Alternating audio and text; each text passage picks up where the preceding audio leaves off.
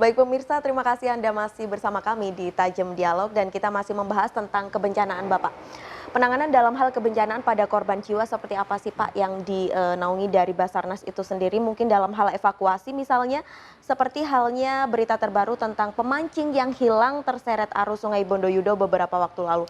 Nah itu seperti apa penanganannya sendiri Pak? Ya, jadi kalau melaksanakan operasi SAR, begitu kita open operasi SAR, itu kita membuat sebuah struktur organisasi pengendali, ya yang fungsinya adalah untuk sistem komandonya yang digunakan untuk pelaksanaan operasi SAR itu. Ya, mulai dari ada yang namanya SC, SAR Koordinator, terus kemudian di bawahnya ada SMC, SAR Mission Koordinator, itu dibantu oleh staf-stafnya ya, yang ngurusi masalah operasi, yang ngurusi masalah logistik, yang ngurusi masalah administrasi, ngurusi masalah komunikasi, dan ngurusi masalah info-info terkait dengan intelijen SAR seperti itu. Dan itu kita bentuk posko, ya, posko yang berada di dekat dengan lokasi kejadian musibahnya. Ya, itu namanya posko SMC, ya, posko operasi SAR. Di situ SMC-nya ada di situ di posko itu. Dan kemudian di lapangan, ya, di lapangan pada saat melaksanakan pencarian, penyapuan, penyisiran gitu. Di situ ada komando yang dilakukan oleh OSC namanya, On-Scene Koordinator atau Koordinator Lapangan, yaitu kepanjangan tangan dari SMC yang ada di posko tadi untuk menerjemahkan di jajaran tim pencari yang ada di set area. Jadi seperti itu dilakukan oleh namanya Korlap atau OSC. Nah, tim-tim pencari yang melaksanakan pencarian itu dibentuk menjadi regu-regu kecil yang diberi nama Search and Rescue Unit atau SRU.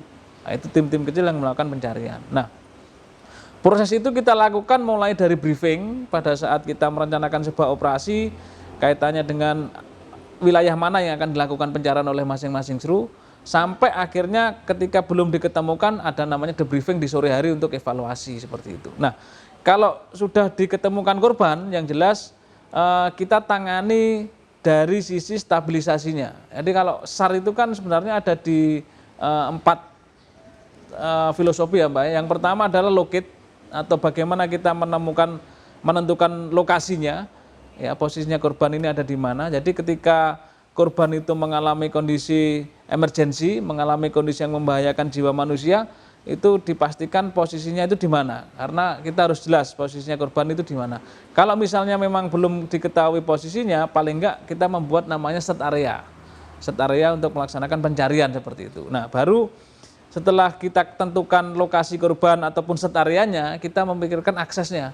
Akses untuk menuju ke set area atau akses untuk menuju ke posisinya korban itu bagaimana? Yang tentunya masing-masing akses tergantung dari kondisi medannya, apakah korban mengalami kondisi di jurang atau di air atau dimanapun. Nah, baru setelah akses ini kita lakukan ya, dengan macam-macam teknik rescue. Ketika kita sudah berdekatan atau mendekati dengan korban, menjangkau korban, nah itu kita laksanakan pertolongan pertama. Nah, oleh karena itu kenapa di kami masing-masing rescuer itu diwajibkan untuk memahami tentang medical first responder. Ya, itu tujuannya itu untuk melakukan penanganan korban di tempat kejadian musibah sebelum ditangani lebih lanjut oleh petugas medis yang lainnya, yang paramedis seperti itu.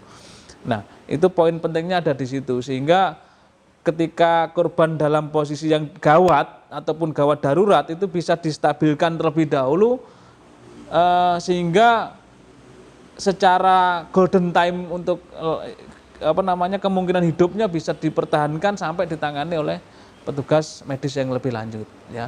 Nah, proses kita menangani di lapangan dan kemudian membawanya itu filosofi yang keempat yang namanya transport. Ya, jadi ada 4 itu. Lokasi, akses, stabilisasi, kemudian transport. Nah, seperti itu. Nah, ketika sudah kita tangani transport, nah itu biasanya kita serahkan ke medis dan kepolisian. Di 2 lembaga itu yang kita lakukan. Terus kemudian baru dilanjutkan ke keluarga korban, apakah ke rumah sakit atau apakah olah TKP ataukah visum, itu wewenangnya dari teman-teman kepolisian dalam hal ini. Berarti dalam hal itu Basarnas sudah cut ya Pak, Ya, selesai ketika korban ya. diketemukan clear, itu selesai tugas kami seperti itu. Kemudian untuk proses evakuasinya sendiri memakan waktu berapa lama Pak? Untuk yang kemarin misalnya? Yang ilustrasi yang kemarin di Jombang kemarin ya di Sungai Pondoyudo itu alhamdulillah 2 hari ya korban bisa diketemukan. Jadi mengenai berapa lamanya ya tergantung medan apa yang dialami oleh korban itu seperti itu. Nah biasanya ketika kita di air ataupun di gunung seperti itu lebih lama prosesnya karena harus melaksanakan pencarian biasanya seperti itu. Tapi kalau korban-korban yang sudah kelihatan posisinya tinggal mengevakuasi itu biasanya lebih cepat. Iya. Seperti itu. Baik, Bapak, terkadang dan tak jarang para korban bencana juga mengalami trauma. Nah, langkah apa yang diberikan oleh Pos Basarnas Jember dalam hal itu? Adakah proses recovery atau mungkin trauma healing dari personil Pos Basarnas Jember?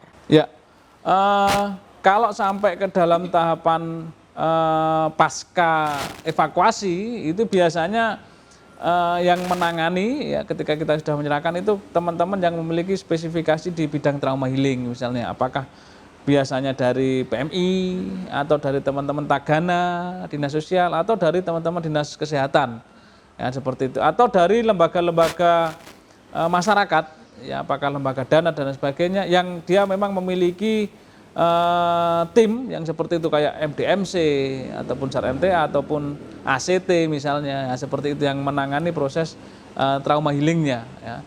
Jadi kalau Basarnas memang hanya fokusnya ke evakuasi Saja. ya. Tidak sampai di recovery ya Bapak? Tidak sampai di recovery. Baik, kemudian seperti yang kita tahu akhir-akhir ini juga sudah mulai terjadi hujan walaupun intensitasnya tidak tinggi atau tidak rata di setiap wilayahnya. Namun bencana-bencana juga mulai berdatangan. Nah, bagaimana kesiapsiagaan Pos Basarnas Jember menghadapi pergantian musim ini, Bapak? Nah, itu yang ingin saya sampaikan juga ya. Kalau hujan mesti kaitannya dengan banjir. Nah, kalau banjir itu mesti judulnya adalah bencana alam.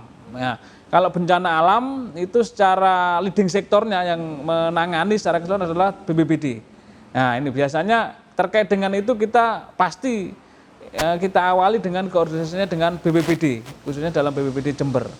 Ya, bagaimana misalnya, seperti yang kemarin kita lakukan, kemarin baru selesai, itu kita dengan teman-teman potensi SAR yang lain, termasuk instansi Polri, nah itu koordinator oleh BPBD membuat rencana kontingensi atau rencon penanganan musibah banjir ini khususnya yang di daerah aliran sungai Tanggul ya yang difasilitasi lembaga penelitian dan pengabdian masyarakatnya UNED ya pada saat itu kemarin seperti itu. Jadi mulai dari prepare terkait rencana kontingensi itu kita sudah lakukan sehingga ketika nanti terjadi sebuah musibah banjir khususnya yang dari teman-teman BMKG kemarin memprediksi sekitar Januari sampai Februari ini curah hujan tinggi-tingginya. Nah, itu kita sudah siap sesuai dengan rencana kontingensi yang kita buat bareng-bareng kemarin itu. Nah, kaitannya dengan internal kami kalau misalnya menindaklanjuti rencana kontingensi itu ya kita prepare dimulai persiapan peralatan yang contoh misalnya perahu karet yang misalnya ketika di musim kemarau kita simpan di gudang pada saat musim penghujan ini kita prepare langsung di atas kendaraan sehingga begitu ada informasi musibah banjir yang kita terima dari Pusdal Op BPBD itu kita langsung bergerak seperti itu, jadi mempercepat respon time. Selain kontingensi Pak, adakah kesiapsiagaan lain dari Basarnas sendiri? Ya, untuk kesiapsiagaan selain dengan kontingensi tadi itu personil. Ya, personil kita siap-siagakan ya mulai dari piket 24 jam ya walaupun sehari-hari sudah melakukan seperti itu, tapi khusus ketika Januari Februari ini mulai Desember ini banjir, nah itu teman-teman kita tambah dari sisi petugasnya, personilnya, terus kemudian dari sisi potensi SAR yang nantinya akan membantu kami kita juga sudah menyampaikan ke mereka untuk ikut bersama-sama siap siaga dalam menghadapi musibah banjir ini. Ya, sehingga yang paling konkret adalah kalau secara personil mengenai alat pelindung diri APD, ya, kaitannya dengan penanganan musibah banjir, life jacketnya, ataupun coral bootnya, ataupun alat-alat yang lainnya itu prepare, sudah siap disiapkan sehingga begitu ada kejadian itu kita langsung berangkat. Ya. Baik, Bapak sejauh ini dari Pos Basarnas Jember sendiri pernahkah memberikan edukasi atau sosialisasi himbauan kepada masyarakat agar tanggap bencana atau tidak panik ketika bencana itu datang? Iya, pasti Pak. Jadi sekarang ini Pak yang diprogramkan sama kawan-kawan BPBD ya mungkin itu adalah melaksanakan pembinaan kepada atau sosialisasi kepada masyarakat rawan bencana, di mana kalau kaitannya dengan kami itu sangat membantunya di sisi melaksanakan evakuasi mandiri. Nah, jadi ketika terjadi sebuah musibah yang bisa melaksanakan evakuasi saat itu juga, yaitu masyarakat yang terdampak.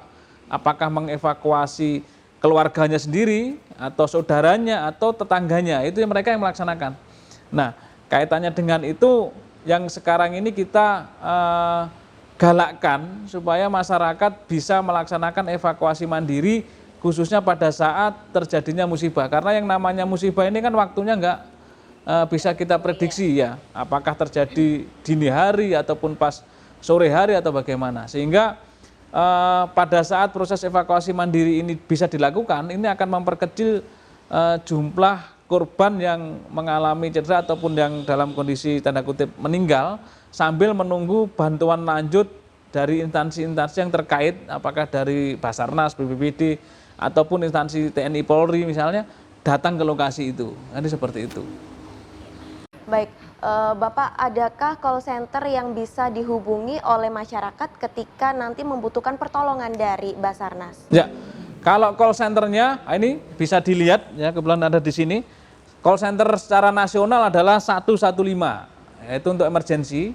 Khusus untuk Pos Jember, ini teleponnya ada di 0331 540 811. Itu untuk telepon Pos Jember. Ya, tapi kalau secara nasional emergency call ada di 115 ini. Itu Mbak Prima. Baik, terakhir Bapak himbauan dari Bapak Asnawi kepada masyarakat Jember khususnya agar tanggap bencana dan juga tidak panik ketika bencana datang. Ya,